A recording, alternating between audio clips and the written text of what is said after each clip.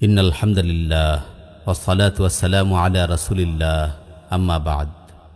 আমার প্রিয় মুসলিম ভাই ও বোন, খুনি হাসিনার পতনের পর এদেশের মানুষ একদিকে আওয়ামী জাহিলিয়াত থেকে মুক্তি লাভ করেছে, আরেকদিকে মুক্তি লাভ করেছে ভারতীয় আগ্রাসনের ধ্বংসাত্মক থাবা থেকে। জুলাই গণঅভ্যুত্থানের পর দেশের সর্বস্তরের মানুষের প্রত্যাশা ছিল স্বাধীন বাংলাদেশে খুনি হাসিনার মতো দেশবিরোধী চক্রান্তে লিপ্ত ও ভিনদেশীদের গোলাম কাউকে ক্ষমতার মসনদে স্থান দেয়া যাবে না। তাই তো আওয়ামী জাহিলিয়াতের পতনের পর জুলাই গণঅভ্যুত্থানে নেতৃত্ব দানকারী ছাত্র জনতা এমন লোকদের ক্ষমতার মসনদে বসাতে চেয়েছিল যারা সত্যিকার অর্থে দেশের মানুষের কল্যাণার্থে কাজ করবে এবং ভারতের উগ্র হিন্দুত্ববাদী সরকারের রাষ্ট্রে থাকা জালিম হাসিনার ধ্বংসাত্মক সব ষড়যন্ত্র রুখে দিতে পূর্ণ সতর্ক থাকবে। এজন্যই ক্রিটিক্যাল সেই সময়ে দেশের ছাত্র জনতা ডক্টর মোহাম্মদ ইউনূসকে প্রধান করে অন্তর্বর্তীকালীন সরকার গঠনকে মেনে নিয়েছিল। ইউনূস সরকারের কাছে ছাত্র জনতার প্রধান চাওয়া ছিল দ্রুততম সময়ে আওয়ামী জালিমদের বিচার নিশ্চিত করা, গুম খুনে অংশ নেওয়া পুলিশদের অপসারণ ও বিচার করা, পুরাতন সিন্ডিকেট ভেঙে প্রশাসনে সংস্কার করা, ভারতীয় আধিপত্যবাদ থেকে দেশকে মুক্ত রাখার লক্ষ্যে ভারত পূজারীদের শক্ত হাতে দমন করা এবং আওয়ামী জাহিলিয়াতের মতো সকল ফেসিবাদকে নির্মূল করে দেশে শান্তি শৃঙ্খলা প্রতিষ্ঠা করা।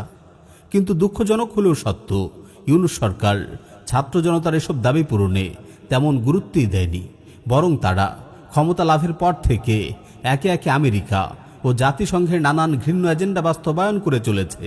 এখনও সীমান্তে বাংলাদেশিদের হত্যা করা হচ্ছে, ভারতীয় নাগরিকদের বাংলাদেশে পুশিন করা হচ্ছে, অথচ ইউনূস সরকার কার্যকর পদক্ষেপ না নিয়ে ভারতের প্রতি নতজানু আচরণ করছে।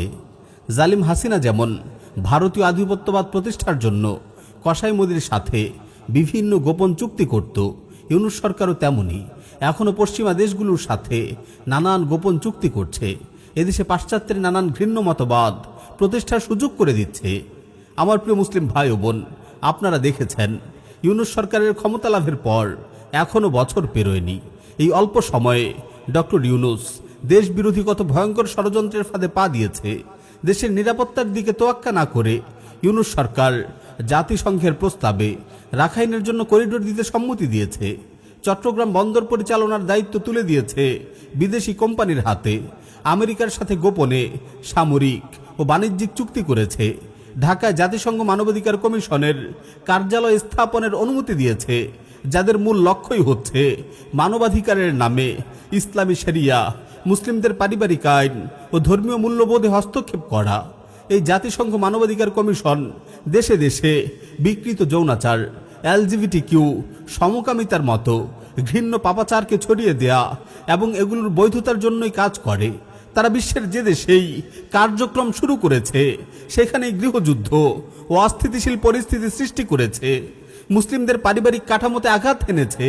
ডক্টর ইউনূস জেনে বুঝেই আমাদের এই মুসলিম ভূখণ্ডকে পশ্চিমাদের হাতে তুলে দিচ্ছে, পশ্চিমাদের প্রেসক্রিপশনে দেশকে ভয়ানক এক অন্ধকারের দিকে ঠেলে দিচ্ছে।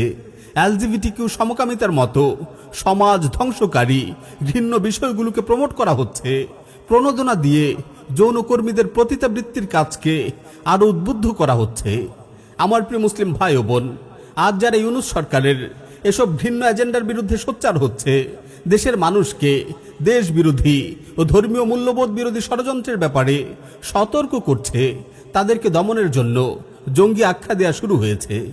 জালিম হাসিনা যেমন ভারতের হিন্দুত্ববাদী সরকারের প্রিয় হওয়ার জন্য জঙ্গি নাটকের মঞ্চায়ন করেছিল, ইউনূস সরকারও আজ আমেরিকা ও জাতিসংঘের কাছে প্রিয় হওয়ার জন্য একই নাটক মঞ্চায়ন করছে।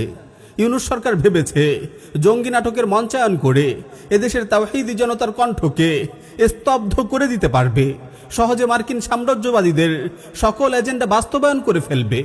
ইউনূস সরকারের মনে রাখা উচিত, জালিম হাসিনাও নিজের ক্ষমতা টিকিয়ে রাখার লক্ষ্যে এদেশে ভারতীয় আধিপত্যবাদ প্রতিষ্ঠার জন্য বহু চেষ্টা চালিয়েছিল, কিন্তু তার সমস্ত প্রচেষ্টা ব্যর্থ হয়েছে, তাকে লাঞ্ছনাদায়ক পরিণতির সম্মুখীন হতে হয়েছে।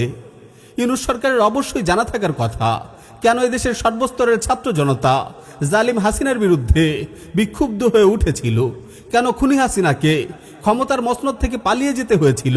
এগুলোর অন্যতম কারণ খুনি হাসিনা এদেশের নিরপরাধ তাওহীদি জনতার উপর নির্মম নির্যাতন চালিয়েছিল, শাপলা চত্বরে বর্বরোচিত গণহত্যা চালিয়েছিল, গোপূজারী মুশরিকদের শিরক উৎসব ও ভ্রান্ত বিশ্বাসকে মুসলিমদের উপর চাপিয়ে দিয়েছিল। হাসিনা সরকার জঙ্গি আখ্যা দিয়ে অনেক ধর্মপ্রাণ মুসলিমকে রিমান্ডে নিয়ে অমানসিক নির্যাতন করেছিল। বছরের পর বছর আলিম দাঈদের কারাগারের অন্ধকার প্রকোষ্ঠে বন্দী করে রেখেছিল। নিরপরাধ মানুষদের ভয়ঙ্কর আয়নাঘরে গুম করে রেখেছিল। জালিম হাসিনার এই নিষ্ঠুর বর্বরতার বিরুদ্ধেই বিক্ষুব্ধ হয়ে উঠেছিল দেশের সর্বস্তরের মানুষ। জালিম হাসিনার বিশাল দলবল ও গোলাম বাহিনী থাকা সত্ত্বেও ছাত্র জনতার দুর্বার আন্দোলনের মোকাবেলায় সে দেশে টিকে থাকতে পারেনি। হাসিনার ভারত প্রীতি হাসিনাকে ক্ষমতার মসনদে টিকিয়ে রাখতে পারেনি। জালিম হাসিনার সকল দম্ভ অহংকার ধুলোর সাথে মিশে গেছে। চরম অপমানিত হয়ে সে দেশ ছেড়ে পালিয়েছে। এদেশের স্বার্থ বিরোধী এবং দেশের সংখ্যাগরিষ্ঠ নাগরিক মুসলিমদের ধর্মীয় মূল্যবোধ বিরোধী কাজ করে কেউ এখানে টিকে থাকতে পারবে না। ইউনূস সরকারের প্রতি পশ্চিমাদের যতই সাপোর্ট থাকুক, দেশের মানুষ বিক্ষুব্ধ হয়ে উঠলে পশ্চিমা সাম্রাজ্যবাদী শক্তি ডক্টর ইউনূসের ক্ষমতার মসনদ টিকিয়ে রাখতে পারবে না। সুতরাং ডক্টর ইউনূস ও তার সরকারকে এখনই দেশ বিরোধী ও দেশের মানুষের ধর্মীয় মূল্যবোধ বিরোধী সকল কাজ থেকে বিরত থাকতে হবে। জাতিসংঘ মানবাধিকার কমিশনকে এদেশ থেকে বিদায় করতে হবে। পাশ্চাত্য পূজার মনোভাব পরিহার করতে হবে। জঙ্গি নাটকের নামে মুসলিমদের হয়রানি ও জুলুমের পথ বন্ধ করতে হবে, অন্যথায় তাদের পরিণতি হবে খুবই ভয়াবহ। আমাদের কথা একেবারে ক্লিয়ার, জালিম হাসিনার মতো যেই ফেসিবাদের পথে হাঁটবে, ভিনদেশীদের গোলামি করে দেশ বিরোধী চক্রান্তে লিপ্ত হবে, ইসলাম ও মুসলিমদের নিশ্চিহ্ন করার অপপ্রয়াস চালাবে, তাদের পরিণতি লাঞ্ছিত অপদস্থ খুনি হাসিনার মতোই হবে বিইজনিল্লাহ।